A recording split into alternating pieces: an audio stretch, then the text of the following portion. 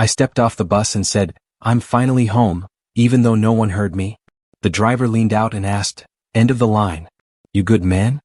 "I'm good," I said, forcing a smile. "Thanks." He nodded. "Someone picking you up?" "My cousin," I said. "He's family." Years abroad had taught me how to lie with my face. I rolled my bag forward and called Mark. "I'm here." "I'll be right there," he said too fast. "Don't move." I waited. I watched cars pass. I pictured Emma standing at the door, smiling like before. I told myself the wait was normal. When Mark arrived, he hugged me hard and said, "You look thinner." "You look nervous," I joked. He laughed. "Long week." "Still the same town," I said. "Same people." "Some things change," he said, then added, "but you're back now." On the drive, I talked to fill the space. I kept thinking about this road. About Emma waiting. About dinner together. Mark nodded too much. "Yeah. She's been busy?" "Busy is fine," I said. I was busy too. I worked so much it hurt. "You always do that," he said. "Do what?" "Carry everything alone."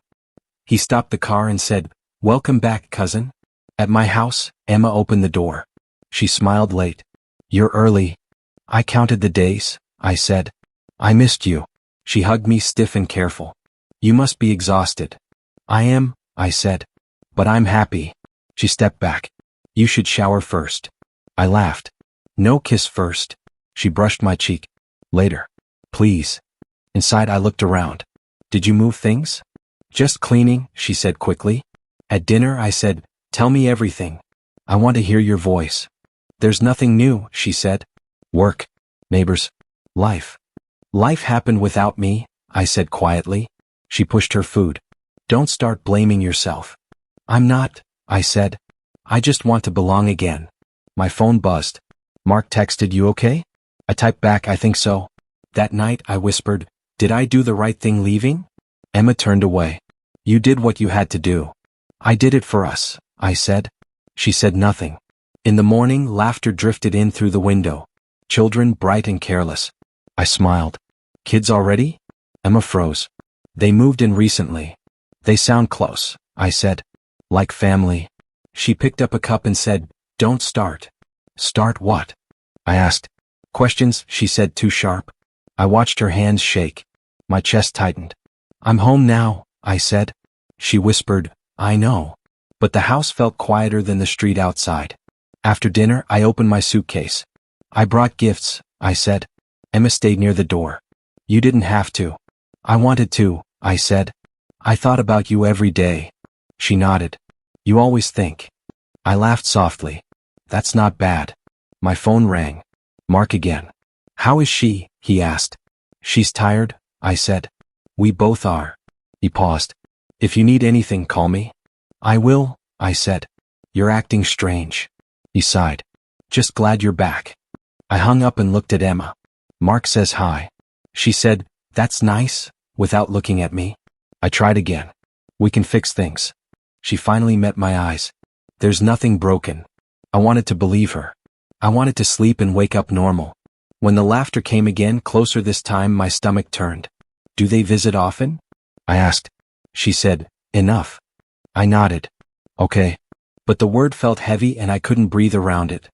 I said, "Tomorrow we talk." She answered, "Tomorrow?" I lay back and stared at the ceiling. I told myself, "Rest." My heart answered, "Watch." Outside, the laughter faded, but the silence stayed, pressing down on me, waiting. I closed my eyes, pretending sleep could protect me from the truth tonight. I started noticing small things I used to ignore. Emma's phone was always locked. When I asked, she said, "Work rules." When it rang late, she stepped outside. "It's nothing," she whispered. I told myself to trust her. One evening, a man stood at my door and smiled like he owned the place. "You must be Daniel," he said. "I'm Ryan." I frowned. "From where?" "Mark's friend," he said, stepping in. "We go way back." He sat without asking. "Nice house. Emma makes it warm." Emma laughed too quickly. "Ryan T?" He nodded. "Like always." I watched them move around each other. I asked, "How long have you known my wife?" Ryan shrugged. "Long enough." Emma said, "Don't be weird." "I'm not," I said. "I'm curious." Two children ran in and hugged Emma's legs. Mom, one said, then froze. Emma said fast, neighbor's kids. Ryan added, they love her. I knelt. What are your names? The girl said, Lily. The boy said, Noah. They smiled at me, then looked to Emma for approval. My chest tightened. That night I asked, why do they call you that? Emma snapped, you're hearing things. I heard it, I said. I'm not stupid. She turned away. You're tired? Stop digging. Digging what? I asked. My own home. She said nothing. Mark called later. Everything okay? I don't know, I said. Ryan is comfortable here. Mark paused. He helps Emma sometimes. With what? I asked. Life, he said. Don't overthink. I left for years, I said. I earned answers. Mark sighed. Just don't break things. Things? I asked. Or people? He hung up.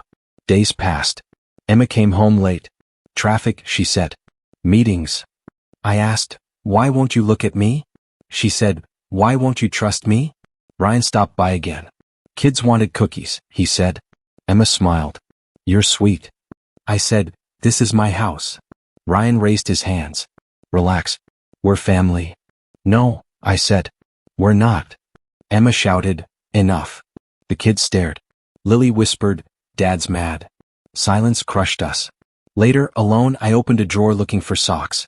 I found paper instead. It was a drawing. A man, a woman, 2 kids. Words in crayon said, Mom and Dad. My hand shook. I whispered, this isn't nothing. The house felt smaller. My trust cracked. I folded the paper and knew something inside me had already broken.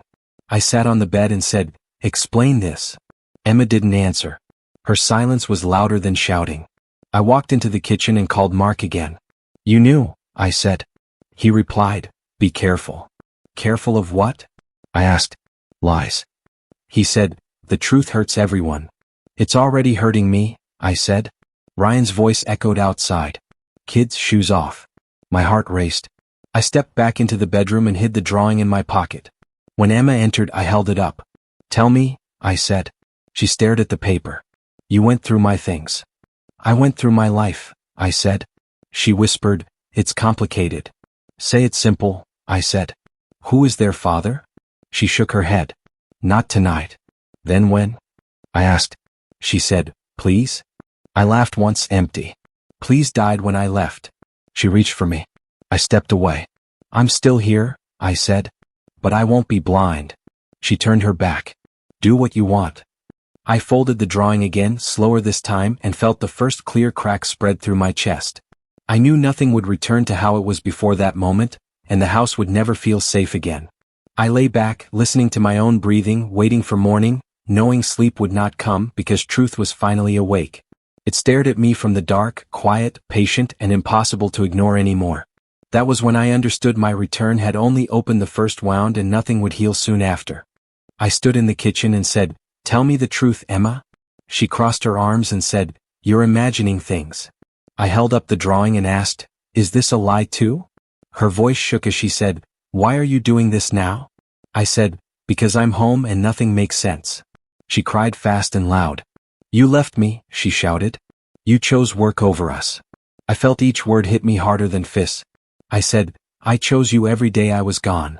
She wiped her face and said, you weren't here when I needed you. I laughed without humor. So you replaced me? She screamed, I survived. I stepped back and said, with him? She didn't answer and her silence burned. I left before I broke. I met Sarah that night behind the old cafe. She looked at me and said, I was hoping you'd ask. I said, everyone knows something I don't. She sighed and said, the family hid it. I whispered, hid what? She said, Emma and Ryan started years ago. My ears rang. The kids. She nodded. They're hers. Not yours. I felt the ground drop. I said, Mark knew. She answered, they all did. I thought of nights without sleep, jobs I hated, money sent home. I said, I bled for them. Sarah said, I'm sorry. I stood and said, sorry won't fix this. I walked until my legs hurt. Across the street I saw Ryan. He laughed and said, come on kids. Noah ran to him. Lily followed. Emma stood beside Ryan and smiled softly. I watched them fit together easily. My chest felt empty. I said to myself, So this is the truth. They walked away as if I never existed. I stayed still, listening to my heart break. I pulled out my phone and called Mark. He answered, "You promised silence." I said, "You promised blood." He said, "It was to protect everyone." I replied, "You protected lies." He hung up. I whispered, "I was blind." I remembered Emma saying goodbye at the airport. I remembered promising to return stronger. I laughed and said, "Stronger for who?" Sarah texted, "Are you safe?" I typed, "I don't know." I watched Ryan buckle the kids in. He kissed Emma's cheek. She didn't pull away. I felt rage rise then sink. I said, "This is real." I walked home alone.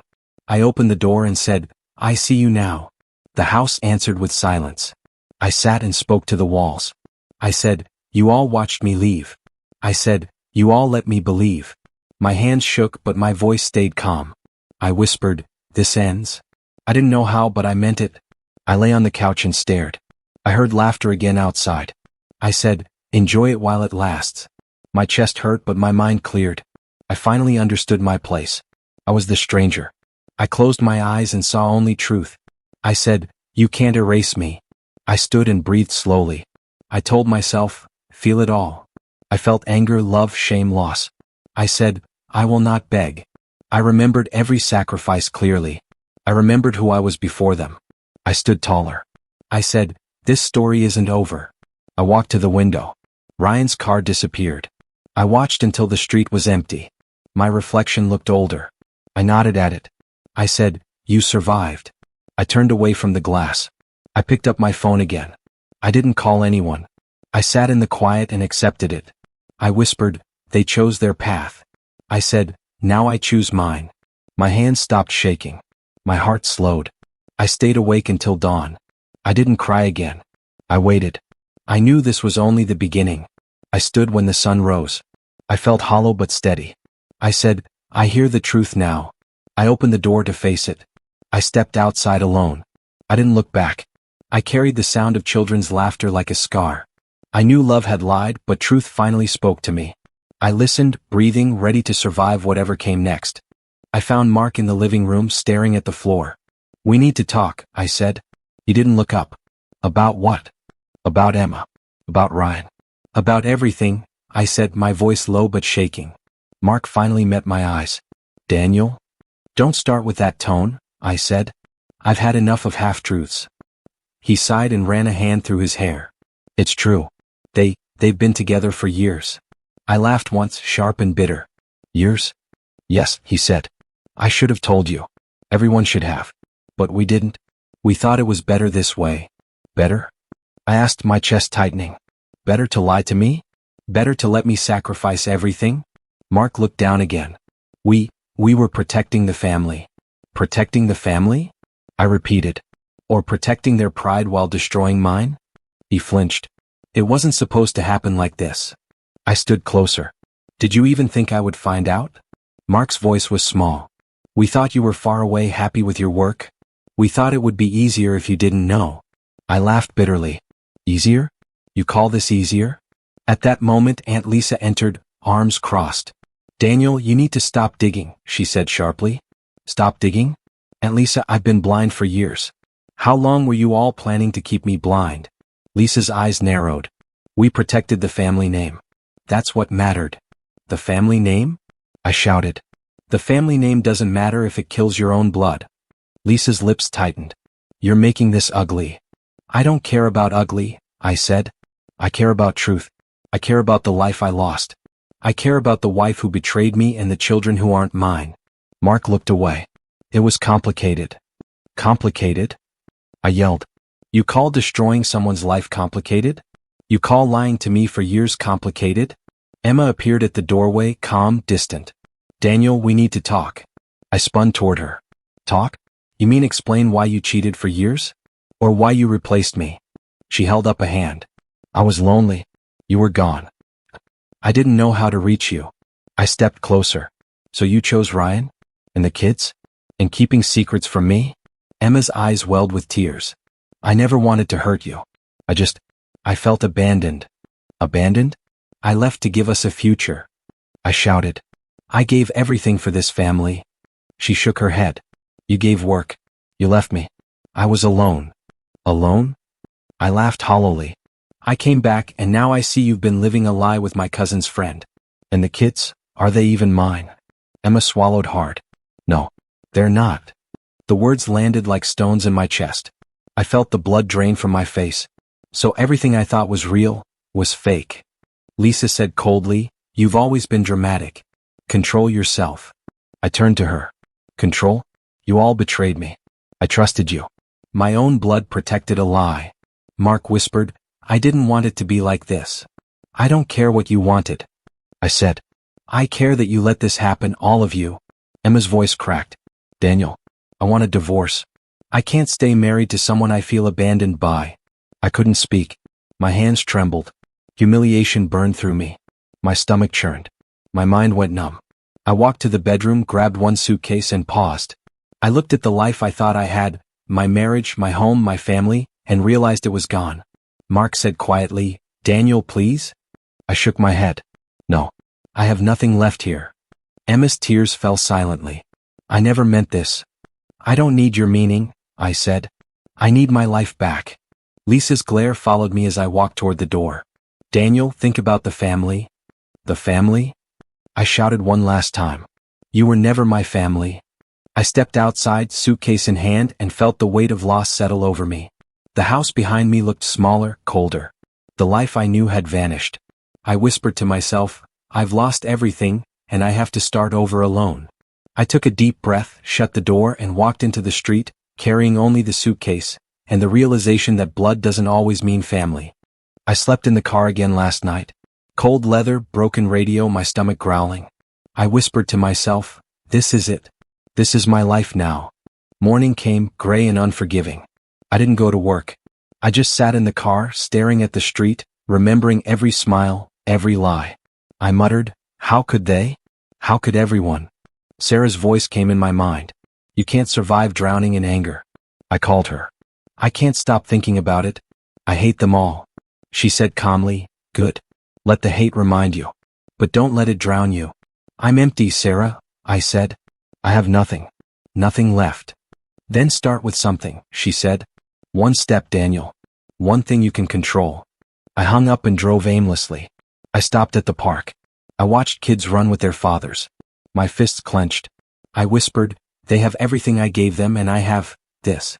Later I texted her. What if I confront them? Expose them? She replied quickly, you'll lose more. Rebuild first.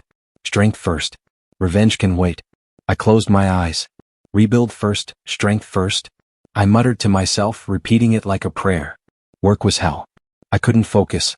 I sat at my desk, staring at emails I didn't care about. Ethan leaned over. You okay? I shook my head. Not really. I lost everything. He studied me. You think revenge is the answer? I don't know, I admitted. Part of me wants to ruin them. He shrugged. That part is weak. You want to survive, you build. You don't destroy. Destruction is easy. Survival is hard. I looked at him. Survive, not destroy. Yes, he said. Focus on yourself. Your future. Don't let them see you broken. I nodded slowly. You're right. Always right. Lunch break, I walked alone. My mind replayed Emma laughing with Ryan, the kids clinging to him. I muttered under my breath, I could burn it all down, but I won't. Not yet. Later, Sarah called again. Did you eat? I didn't feel like it, I said. You need fuel, she said. Your body remembers what your mind forgets. Survive first or hate kills you. I know, I said. I just want them to pay. Let them pay by existing, she said. You'll rise above. That's your power. I leaned against the wall, hands in my pockets. Rise above. I can do that. I thought of my car, the nights sleeping there, the shame, the emptiness. I said aloud, I won't beg. I won't expose them. I won't destroy them yet. Ethan appeared again. Making plans? I shook my head. Making promises. Quiet ones. He smiled slightly. Good. That's the start. I walked back to the office, phone in pocket, heart heavy but steadier than before. I whispered to myself, I'll rebuild first. I'll survive. I'll be stronger before I act. At home, I opened the door, the apartment dark and silent. I sat on the couch, knees pulled up. I said, I am alive. That's enough for tonight. I thought of Emma's face, Ryan's grin, the kids' laughter. I felt anger, but I controlled it. I said, one step, one day, one breath. Sarah texted, small steps count. You're not alone. I stared at the phone, feeling a faint warmth in the emptiness. I whispered, I can't go back. I can't undo it. But I can move forward. Ethan's words echoed in my mind. Survival is hard. Destruction is easy. I muttered, I choose hard. I choose survival. I rose, picked up my laptop, started planning. Nothing extravagant, nothing dramatic. Just small victories. Emails, work, paying bills. Life. I said to myself, they won't see me break. They won't see me fall again. I looked out the window. Night had settled. Quiet. My reflection in the glass stared back. Hollow eyes, tight jaw, but steady. I whispered one final promise for the night. I won't destroy them. I'll rebuild myself first. And for the first time in weeks, I felt like tomorrow might not completely belong to them. Months passed and I stayed quiet. Silent. Every message ignored, every call unanswered. I focused on work. On rebuilding. On surviving. Ethan leaned over one afternoon. You're different, he said. I'm paying attention, I replied. Not them. He nodded. Silence is powerful. Most people can't handle it. They assume it's weakness. I smiled faintly. They'll learn. I watched my career climb. Promotions, recognition, respect. I heard colleagues gossip about deals I'd closed alone. I didn't celebrate. I just noted it. Control, not pride, was what mattered. One evening my phone buzzed. Sarah's name flashed. I answered. Daniel, she said. Emma's calling again. She's frantic. I laughed softly. Frantic? Really? Yes. Ryan lost his job.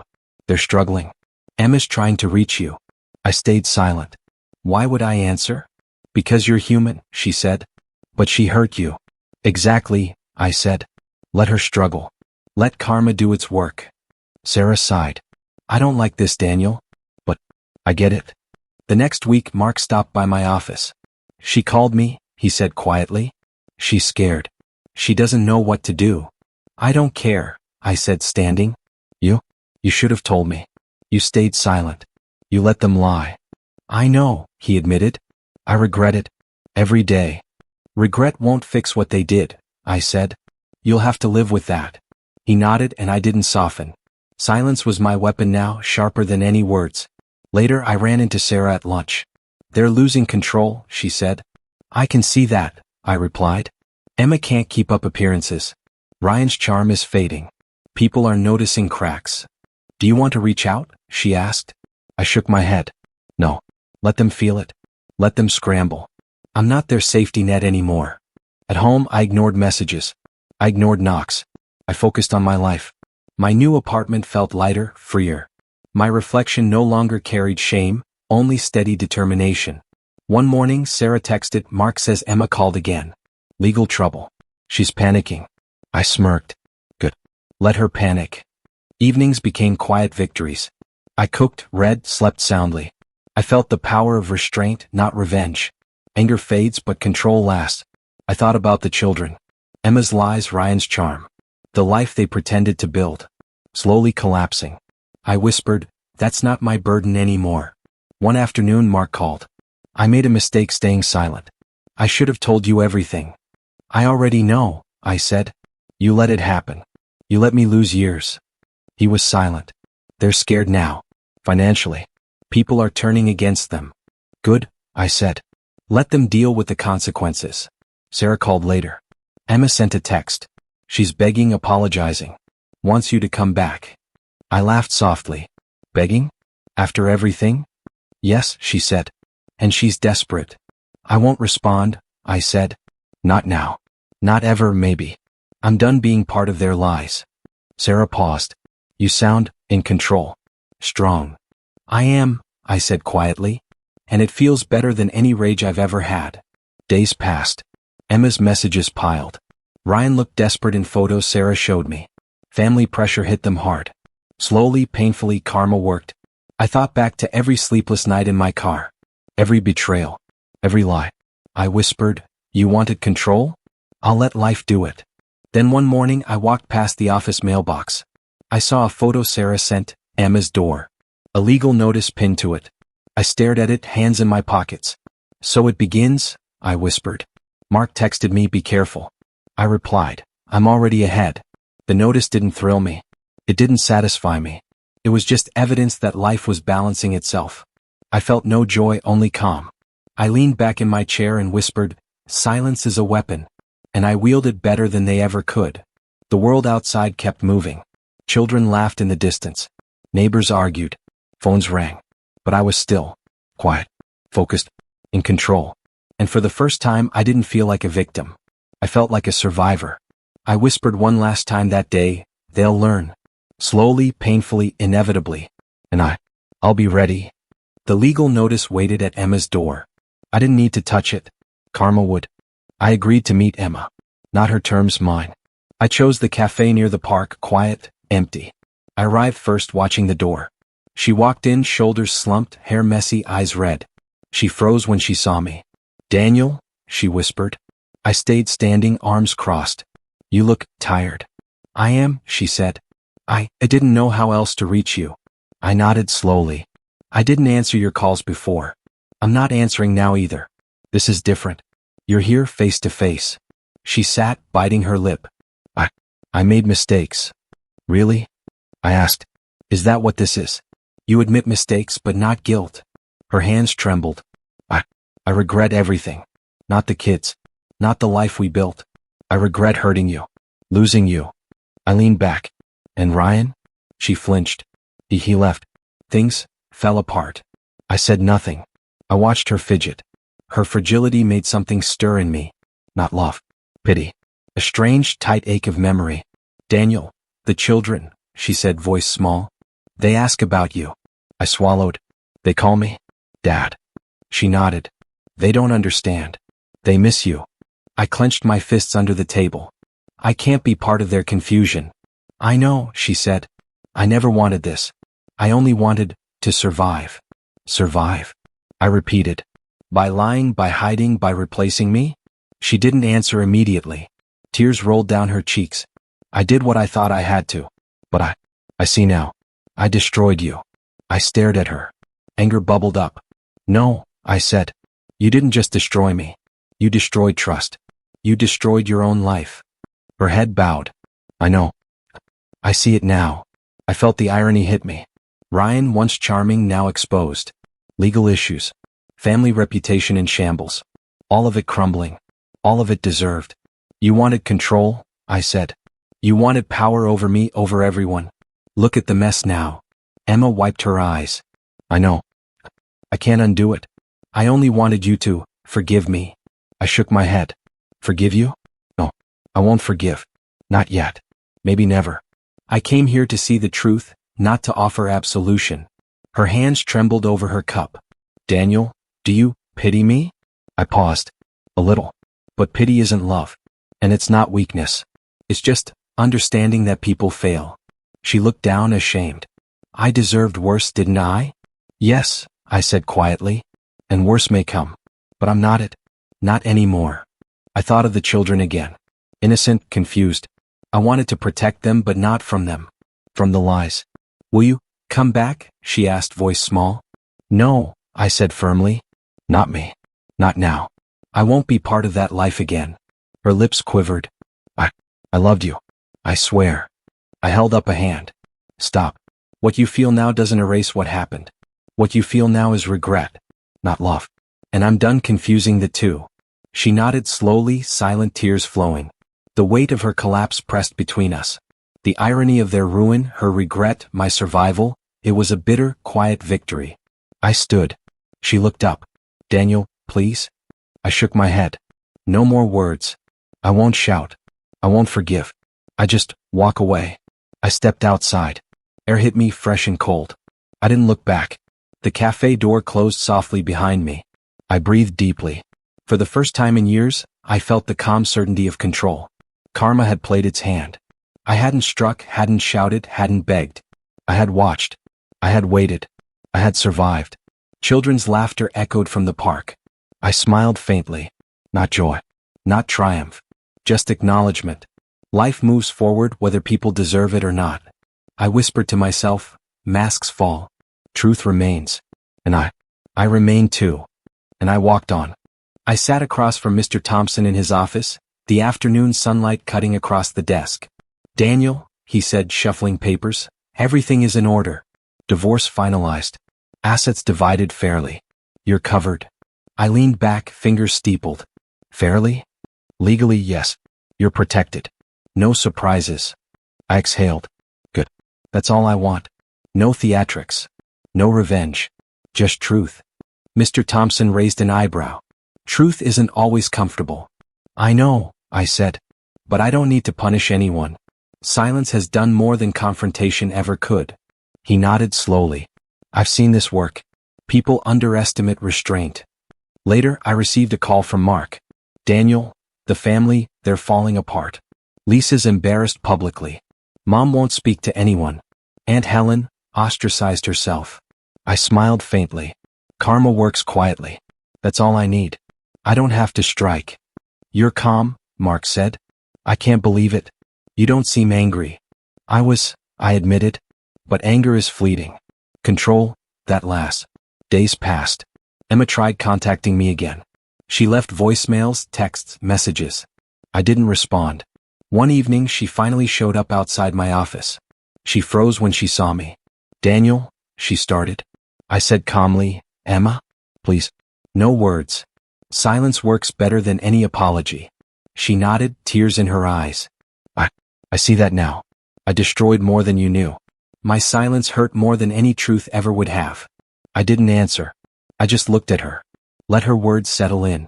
Let her feel the weight of her choices. Mr. Thompson called later. Daniel, everything's legally complete. You have what's rightfully yours. Nothing more to fight for. I don't need to fight, I said. I need to live. That's enough. I thought about the family. Mark finally admitting fault. Lisa, public humiliation. Aunt Helen cutting ties to protect appearances. Even Ryan struggling to recover from legal consequences. Karma had done what I refused to do. Sarah met me for coffee. You seem lighter, she said. I am, I said. I don't need validation anymore. The truth exists. That's enough. Silence has been louder than accusations ever could. Any thoughts about them? She asked. Just this, I said. I let life handle them. I don't need to shout or expose. I simply continue. That's my justice. Evenings became calm. I cooked, worked, and planned small personal goals. No obsession, no rage. Just life steadily rebuilding. I received a final email from Emma. She admitted everything, apologized again, begged for closure. I didn't respond. I only read it once, then deleted it. No satisfaction, no relief, only acknowledgement. I whispered to myself, closure isn't loud. It's quiet. It's steady. It's walking away without breaking. The world moved around me. Family reputation shattered. Lies exposed. Legal consequences settled. And I remained calm. I thought of the children again. Innocent, confused, yet safe now from the chaos. I had no desire to confront them. My role was done. Mark called one last time. Daniel, I hope one day you can forgive us all. I smiled faintly. Forgiveness isn't necessary. I don't need it. What I needed was truth. And I have it. Sarah texted later, you look free. I stared at the screen and nodded. I am. I walked home that evening, light steps, quiet mind. I didn't think about revenge. I didn't think about anger. Only the calm that comes after storms. Only the clarity of control. I whispered as I locked the door, justice isn't loud. Silence, truth, and life, that's louder than any fight. And for the first time in years I felt whole. I walked into the small apartment I'd rented, setting down my suitcase. The air smelled faintly of paint and new beginnings. Sarah called as I unpacked. How's the new place? I laughed softly. Quiet. Empty. Perfect. Perfect? She asked. Yes, I said. I need quiet. I need space to think without ghosts around me. Ghosts? Memories, I said. The past. Lies. Betrayal. All of it. She was silent for a moment. You sound lighter. I am, I admitted. Not happy, not healed. But lighter. Less burdened by what others did. I sat by the window looking out at the city. Cars moving, people rushing, life continuing. I whispered to myself, it goes on. And so will I. Daniel, Sarah said, have you eaten? I haven't, I said. I should. You need fuel, she said. Don't let the past starve you. I smiled faintly. You're always practical. Someone has to be, she teased. How are you really? I leaned back. Better. Stronger. I see now that my value wasn't in their love, their approval, or their lies. It was in surviving, learning, and moving forward. That sounds mature, she said. I chuckled. Mature? Maybe. Or maybe just tired of being angry. She was quiet. Anger can consume you. I know, I said. I let it go.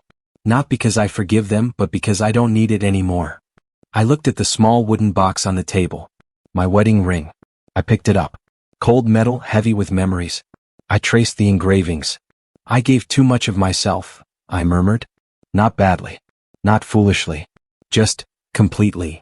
I heard her voice over the phone. You're thinking of something. I am, I said. It's time to let go. I opened the box and held the ring in my palm. It was a symbol of love, trust, and betrayal all at once. I whispered, you will not weigh me down anymore. I dropped it into the trash. The sound of metal hitting paper was small but decisive. I felt lighter. You did it? Sarah asked softly. I did, I said. And I feel free. She smiled through the line. I'm proud of you. Thanks, I said. It's not about pride. It's about acknowledging myself. Acknowledging my flaws without hating myself for them. I wasn't responsible for their betrayal. Good, she said. You deserve that clarity. I stood and walked to the window, hands in pockets.